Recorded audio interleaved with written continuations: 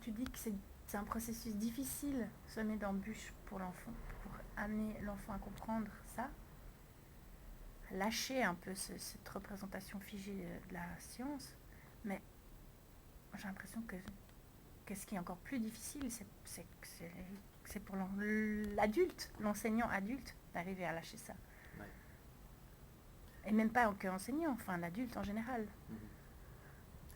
Oui, probablement parce qu'on a une culture, c'est une culture de la connaissance qui est basée sur un héritage que l'on a de l'enseignement que beaucoup d'entre nous avons vécu. C'est un héritage de l'enseignement du 19e siècle et puis du 20e siècle, euh, qui fait qu'on a tendance à se reposer sur de la connaissance, sur la découverte, le fait de se dire, ben, voilà, c'est ça qu'il faut atteindre. Mais semer d'embûches, oui, maintenant, je pense que ce serait vraiment important de faire en sorte que les élèves verbalisent leur propre conception du monde, ou comment est-ce qu'ils imaginent le monde sur certains sujets.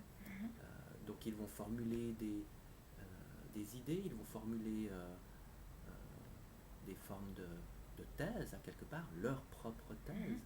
Et puis ensuite, ce qui sera vraiment indispensable, c'est de confronter les élèves à la réalité pour voir si leur thèse fonctionne et correspondent à la réalité. Et là, très probablement que certaines de leurs thèses vont correspondre à la réalité, mais parfois, les élèves devront justement renoncer à certaines de leurs conceptions pour se dire, bah, tiens, je pensais ça, mais effectivement, quand j'y confronte à la réalité, bah, je vois que ça ne fonctionne pas. Et à ce moment-là, il y a énormément de compétences en jeu, que ce soit des compétences de formulation, de verbalisation, mais également tout un tas de remises en question par rapport à leur représentation.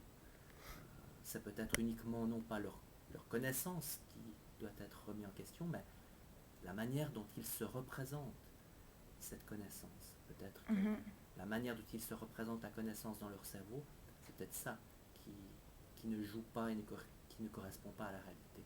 Donc ça leur permet également de progresser dans cette manière de représenter les choses, que ça soit sous forme d'images, sous forme de textes, sous forme d'idées, sous forme de relations entre idées, textes, schémas, images. Voilà, c'est je crois ça qu'il est nécessaire de construire Ouais. chez les élèves. Mais quand on t'entend, on se dit, bah, quel enseignant ne rêve pas qu'à l'école, l'enfant puisse par lui-même voir si ses représentations sont non pas juste fausses par rapport à un savoir théorique, mais juste ou se rapprochent le plus de la réalité. Quel enseignant n'en rêve pas dans un sens, et quel enseignant ne va pas crever de trouille à l'idée justement que les faits montrent ou confirment une idée fausse chez l'enfant, et qu'au contraire, par exemple, qu'aucune idée se rapprochant plus de la réalité émerge, ou alors qu'une idée bonne, se rapprochant de la réalité, n'arrive pas à se entre guillemets, vérifier par Il est, rapport à la confrontation réelle. il est peut-être là l'enjeu de l'enseignement, c'est d'outiller également les enseignants à pouvoir mettre en évidence ces phénomènes. Et si l'enseignant n'a pas suffisamment d'outils, eh bien, probablement, et ce n'est pas grave, que les élèves vont avoir des thèses qui, confrontées à la réalité, ne seront pas en contradiction. Donc la thèse sera validée par la classe, par l'enseignant, temporairement.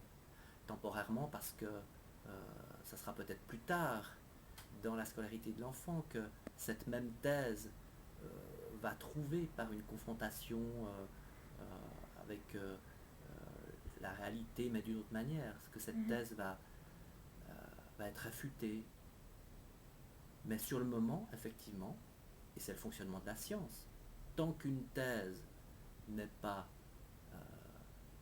ne représente pas, n'a pas d'obstacle par rapport à cette thèse-là, ben elle est acceptée par la communauté scientifique. Et à partir du moment où cette thèse n'a pas de validation quand on la confronte à la réalité, à ce moment-là, on l'abandonne.